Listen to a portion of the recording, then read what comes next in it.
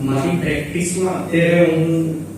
2 વર્ષ જેવું થયું ને એક બિઝનેસ લાઈફ સાયકલ જેને કહેવાય કે હવે આપણે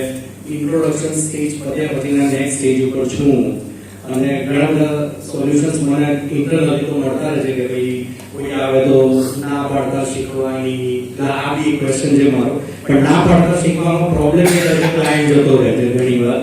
તો ફીઝનું સ્ટ્રક્ચર હવે મારે એ પ્રમાણે ઇમ્પ્રૂવ કરવું હોય કે પછી સ્ટાફમાં અત્યારે એક જણ રાખ્યો છે એને મેનેજ કરવું એને ઘણા કામ નથી આવડતું બધું મારી જ ઉપર હોય હવે આ સ્ટેજને મારે ગ્રો કરવો હોય તો એના માટે હવે મારે શું કરવું છે આ એકદમ મારા માટે પ્રેક્ટિકલ સોલ્યુશન જોઈએ છે થેન્ક યુ જે રવિએ કીધું એ સ્ટ્રક્ચર્ડ મેટ્રિક્સ છે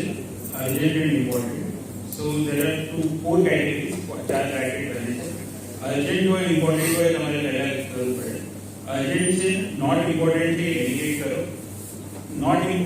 ઇમ્પોર્ટન્ટ છે બટ અર્જન્ટ નથી એ શેડ્યુલ કરો અને ઇમ્પોર્ટન્ટ પણ નથી અને અર્જન્ટ પણ નથી એ ગ્રુપ કરો